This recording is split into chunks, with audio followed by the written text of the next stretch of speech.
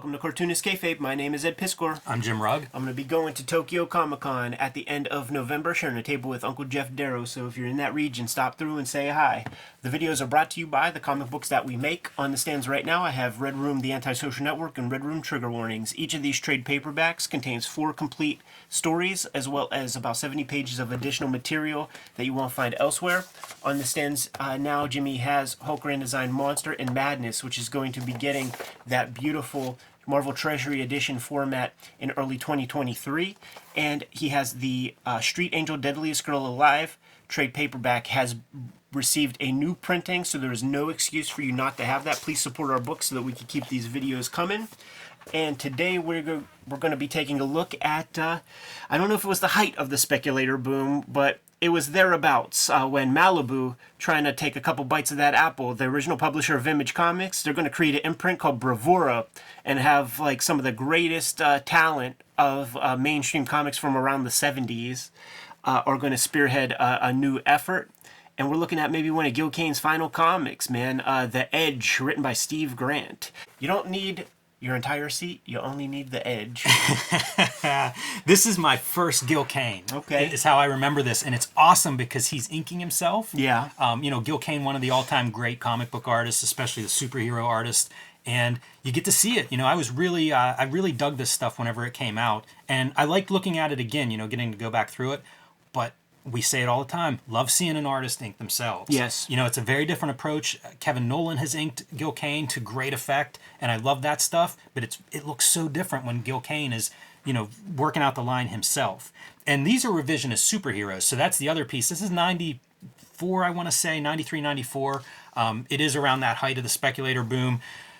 Malibu has tasted the Image success, and when they leave, they start their own universe of characters that they mostly control, as well as like the next Image line or Legend line. Like it seemed like everybody was publishing or self-publishing this stuff, and I bought this one at the time. It was probably about the time I started to find comic book shops, and I was on board. It's new heroes, and you get in on issue 1. And there's a lot more story here than like what I was finding in a lot of the Image comic number 1s. Totally, absolutely, yeah. I mean, you got a writer with some pedigree who has some legit continuity comics under his belt.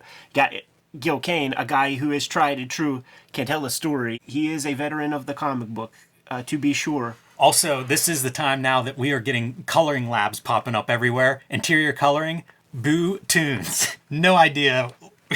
Haven't heard of them a lot. No. But, there was enough demand to, you get a lot of names of colorists and colorist companies around this like 1994 era where it was like, hey, we can sell these products, but we need warm bodies to actually fill this stuff in. Let's talk about that Gil Kane ink line. It's a very dead line. It's just a pen with no fuss or muss. Very pure in a lot of ways. The sort of boldness at the edge of this guy is like the one line that's a little bit different. I was gonna say maybe he's busting out a brush or something, but like he probably is just doubling up on that pen. Why would you bust out a dip pen for fucking one line? Yeah, I have no idea. I've never seen any info on like what he's inking with. The only reason I could see doing a brush for a little bit is you're spotting some blacks. Sure. So maybe you do that and reinforce a line or something like that. But it feels like pen for the most part. When I think about him, and it might be one of those like kind of flare pen things, man. Like Alex Toth and Gil Kane had a lot of battles in the fan press or behind the scenes, and Toth, man, famous curmudgeon. Famous cantankerous motherfucker called Gil Kane the man with 3 names and 2 noses because he had some plastic surgery in his day.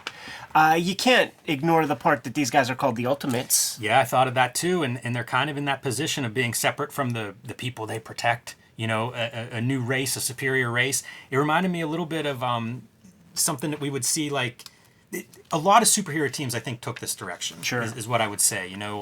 Authority comes to mind in some ways. Yeah, of course, man. I think this is a Gil Kane self-portrait right here because he's got those little Polly Walnuts joints on the side. And this is almost that scene straight out of Watchmen, where there's kind of a riot, a protest going on, and you have your overseers who watches the Watchmen. Yeah, it's a good note because here we are 28 years ago. This comic's up. That's definitely Gil Kane, actually. Yeah, that's 100% him. Yeah, Makes me wonder if this is maybe a Stephen Grant or something. Right. You know, it's inevitable that every drawing is somewhat of a self-portrait, right? We look Sure. in the mirror whenever we're trying to figure out angles and stuff, so you can't get away from it. But it definitely, he mentions sort of the comics that this is inspired from, Stephen Grant, and I think it is still in the shadow of like that 1986 and the Grim and Gritty, the revisionist superheroes. You know, it's only a few years after that. Well, let's give them some updated 1990s names. Oh, boy. Like Phase Shifter, Intruder, Free Agent, Free agent. Winged Victory, Barricade. Yeah, this And is. Willpower is 2 words, so it's like his first name is William. I think Willpower has legs. Like, to me, that's a name that should have had a better run than he gets in the Edge comic. Sure. But this is an era when I can remember Wizard Magazine making fun of all these names. Oh, yeah. We've run out of names. And Totally. you could see it on that splash page. Some of the storytelling is frankly abysmal in this comic. This is one page of that, where we're supposed to assume that this is this guy because of brown pants. This is just some dude out of nowhere. All these guys look the fucking same, but it's not the worst page of storytelling. We'll get there really, really soon. Yeah, let's see that. Oh, yeah, I think it's a little bit further. Yeah. You know what I'm talking about. Yeah, there are. You're right about that. Even some of the what word balloon do Absolutely. you read next? Anytime I got to ask which word balloon do you read next, Terrible. something has gone wrong. Yeah, terrible. I mean 101 stuff, and there was a lot of that in here. You know what? That said, I love this panel as being like your figure way in space above a pretty complex 3D background. I feel like Gil Kane's rolling out his perspective lines and stuff. Yeah. His career, man. He seems so frustrated. Everybody that knew him or talked about him would speak about the erudite way he would talk. He was like a man of culture and class, and he appreciated fine art, but he couldn't break his pulp ways, and he would admit that publicly. Like, I just can't not do what I do. I have to do what I do. And here is our title character right there showing up, man, sort of in the shadows while the Ultimates are doing their thing. And this is almost, by the way, like that Michael Keaton Birdman flick. That's interesting. You know, Yeah. He shows up, and in the sort of way they sell the figure is way more goth than he looks. You know, like Papa Shango type, but that's a pretty bouncy, poppy outfit. Yeah, the costuming I think all around is pretty generic. Yeah. In this story, because I don't know that any of the costumes make sense with the idea that like this is an engineered group. Right. You know, like they get into So, eugenics and stuff for how they're building this team up. yeah. But you There's don't no see continuity. anything that would make sense of like, oh, this is going to be like humanity's protectors or something. And even like the name Edge, like that guy's wearing this white and blue costume. Like it just doesn't totally like, why? Does he use swords? Right. Is he on the edge? Like, you know, none of it really. There's a little bit of disconnect, I think, conceptually. And you would see that in a lot of these creator-owned books where it's like we're building a whole world and we get there 75% of the way. Yeah. And because these guys are good, like I find this to be a pretty successful comic, but there are shortcomings. There is. Classic Gil Kane kind of montage panel, something that I associate with him bringing this kind of aesthetic into comics. I think that background piece, too, speaks to Gil Kane's ability to draw beyond what he was often tasked with. You know, like that looks like a real person, that looks like a suit coat. You know, he gets those folds right, like all these little details that's not how you're going to sell 8 million copies of issue number 1, but man, I admire the craft of it. Yeah. Whole lot going on here in this comic. Our Birdman is going to be out of gas in a second, and you're going to get one of the worst storytelling pages. Like, it didn't work when Neil Adams did it. I was going to say, like, this is a Neil Adams homage, lift, revisiting the site of the crime. So do you read it this way, and this is the last panel that you read? I think that's is that the way it works? It's like this, are you Jack? Jack is dead. Right? Like, so you read this, and then you read that after you read this? Yeah. It's bullshit. This sucks. Yeah. You have, like, I can't believe that veterans of the comic book field, who probably cumulatively, at this time, have 50 years of experience, come up with a page with this bad of storytelling? Yeah, look, you mentioned Neil Adams, and it's that same deal. Like, I remember the Neil Adams page that resembles this, and it's the same deal. Like, it just doesn't lend itself to reading. And this is where you can get away with lean on your letterer.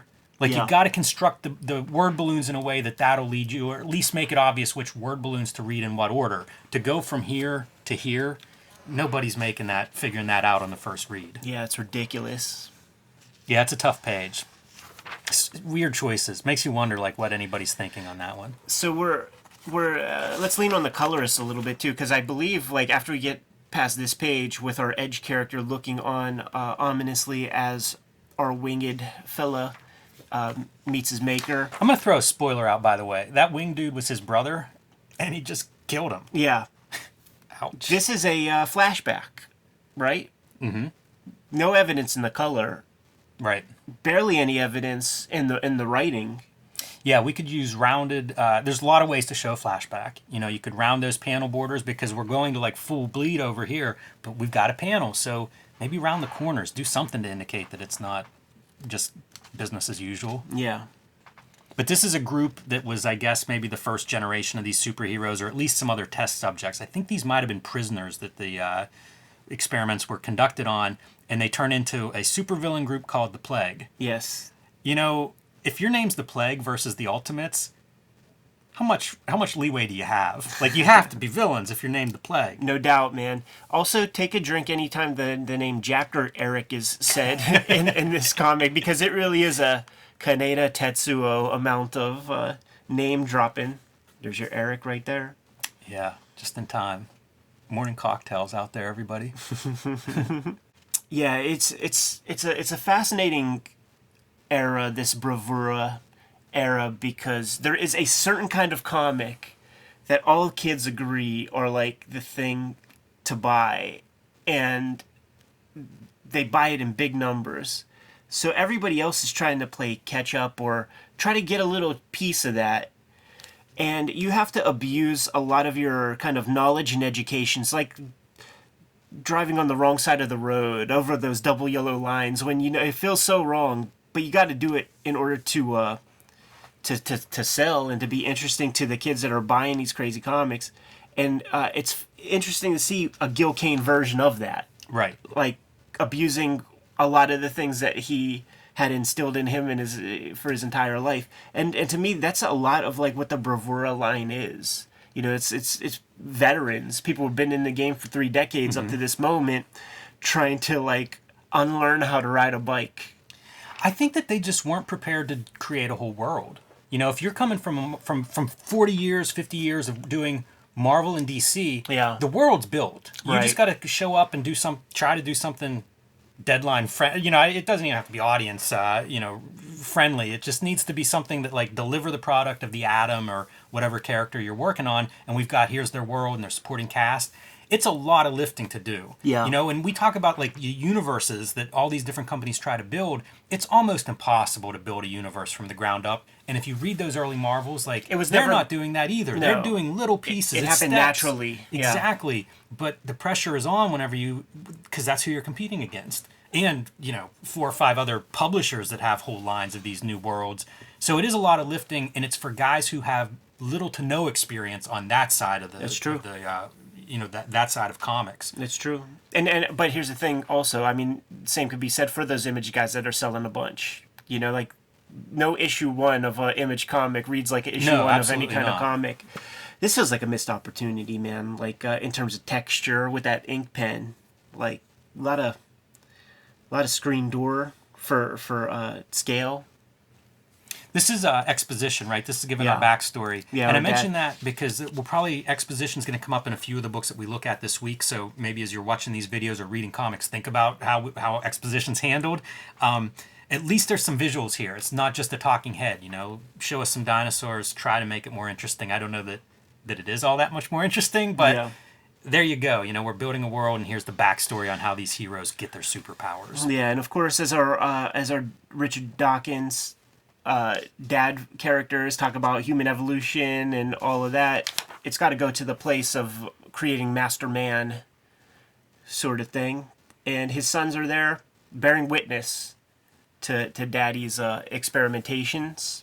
And of course, they're being experimented on Yeah, by the old man. I mean, I would just be offended to be in the presence when That's right. Dad is making me face that camera view of this fella that Roll you have that in dude bondage.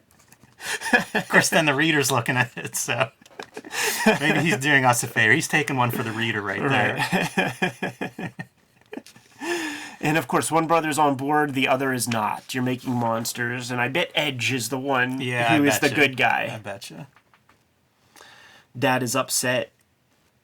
He's created bondage dominations attire for the boys when they go out and try to. What's happening is through eugenics, this guy. Also, why do you always gotta be experimenting on fucking dangerous prisoners? Like, how about Mother Teresa or something? Like somebody who's like Some benevolent character that wants to help even more. yeah. Like Chain Gang works that way. Like it's always a dude that's jacked up who ain't right in the headpiece. We're gonna give him. Yeah. We're gonna elect him to be the next phase of human Yeah, evolution. didn't you all read Captain America? Like, let's get a noble guy in this experiment. And what's happening is like the first generation of these guys are they're wiling out. They're going nuts as one would expect. And so the boys have to kind of bring them back in. But like what's the deal with this? So like he didn't exactly kill his brother. Like some mechanism inside the brother just kind of like a failsafe. He hit him with these darts, and I think it's the last legacy of. So the dad's dead now. Everybody believes Edge is dead. Mm-hmm. This is gonna be a mystery that unfolds. But Edge has a weapon from his dad that basically shuts down whatever that superhero gene is. It happened instantly. You know, he thought he was gonna hit his brother and it was gonna fade, but he hit it and it just shut it down and it no longer could fly, collapses and dies. But now we've got this. You know, if you're a living super character, whatever, now you realize somebody's hunting you that can kill you. You know, this is not the rioters on the street. Right. How about the colors here, baby? And also the exposition. Let's go to the cemetery and catch everybody up on what's going on. Right. Look at these. I mean, this is... that's tough. Yeah. Those tombstones and stuff. They are. The gradients are tough throughout this issue. Awful. A lot of backgrounds are these like multiple gray. gradients. Because you don't do complementary colors in a gradient. You know, purple doesn't become orange without losing all color in the middle. This was, again, you expand so fast that you're just giving anybody you can get in front of the computer, you get to color this comic, that's what you end up with. And we're barely in the comic industry, really. Like, they're making these floppies that could then sell other stuff. You're going to make more money selling a shirt than you are the comic per unit. I want a zine of all of the ads because we see these in 8-Ball and they're amazing. Hand lettered, hand drawing, nice designs. But you see them here too. We're going to see them in Tribe. They're in everything. And it's, I don't know, man. It's a part of comics, especially in 90s comics. I need that zine. All right, here's the rest of the Bravura line, man. Dreadstar that had, half dozen, 10 publishers up to this point. Like, we interviewed Jim Starlin down at Heroes Con, and he was talking about, like, oh, I'm taking Dreadstar from this publisher to that publisher. I haven't heard of neither of those publishers. Walt Simonson on Star Slammers. Like, these guys are associated with these characters. Then you got Power and Glory, Uncle Howard Chaykin. Going to do a superhero. Probably my favorite read of the group. Oh yeah, absolutely. The other one that I really like. Oh, this is the. Oh, that's a window into time, right? Yeah, for sure, right. So is the Death of Superman because we were just looking and talking about this year when Superman returns. 4 of the top 5 books of the year are the Superman Return, and the 5th one is Turok. And that is like, we had retailers weigh in that are like, that's when sales plummeted and they started ordering less. So this is your signifier of we're at the end of the speculator boom has stopped. Man Called Axe, issue number 1, I freaking love it. I don't love the series, but man, that first issue is one of my favorite comics. That'll be another one we look at if we look at any more of these Bravuras. But yeah, it's Power and Glory ain't even no, here. It isn't. I guess Uncle Howie's a later edition. We'll see him. We'll see him for dinner Thursday and ask him about it. That's interesting that he's not on there. But you know, you talk about like Edge kind of in a lot of these comics dealing with like image is what's selling. So how do you do superheroes? Acknowledging that Edge is one attempt at that. Man Called Axe, to me, is the most successful that I've read. It's almost a parody of like the Image 90s style. Yeah. And like I said, issue 1 is really spot on. As they go deeper into the story, I get less interested. But issue 1, they nail that stuff. Super fun, man. There it is. Edge, one of Gil Kane's final comics in the game, man. I also loved it because his figure drawing's so spot on. It so is. when you have that superhuman in the vat turning whatever, it's like Anatomy 101. Yeah, it's Bern Hogarth or something that you're studying. It's absolutely Bern Hogarth. He comes from that school, and he's very famous for doing like an hour of like figure drawings and stuff before he puts work on the page, man, to just kind of get that wrist action moving, man. And you kind of see it. You know, he builds those figures like logical puzzles. Yeah, I think it's a big part of what attracted me to it. This muscle goes here, that muscle goes there. You twist it into space, it'll be shorter. His ability to twist it, it's too, very is second to mechanical. none. Yeah. He's got some shit figured out, no doubt, man. Kayfabers, like, follow, subscribe to the YouTube channel. Hit the bell. We'll notify you when new vids are available. Jimmy, tell the people what's out there, man. Hulk Grand Design Monster Madness comic books available now. The oversized Treasury Edition will be available in early 2023. Let your comic shop know that. Pre-order it so Marvel knows how many of those to print. Street Angel Deadliest Girl Live, back in print after almost a year out of print. I just saw the new printing, so those are available, again, wherever comics are. And join me on patreon.com/JimRugg, where you can see lots more of my comics and art, and you can download some of my out-of-print zines and mini comics. Red Room, The Antisocial Network, and Red Room Trigger Warnings. Trade paperbacks are in stores as we speak. Murder on the Dark Web for Fun and Profit is the name of the game in Red Room Comics. Each of these books contains 4 complete stories, and all of those stories are self-contained. Each book has more than 70 pages of extra material between its covers. And I'm serializing new Red Room stuff before it hits paper on my Patreon, patreon.com/EdPiscor. Hit up my link tree in the description below this video for all of those links to those destinations. Jimmy, tell the people what else we have out there, man. Subscribe to the Cartoonist Kayfabe newsletter at the links below this video. You can also find Cartoonist Kayfabe t-shirts, merchandise, mugs, fanny packs, and a lot more at our spread shop, also in the links below this video. Another great way to support the Cartoonist Kayfabe channel. Given those marching orders, we'll be on our way. Read more comics.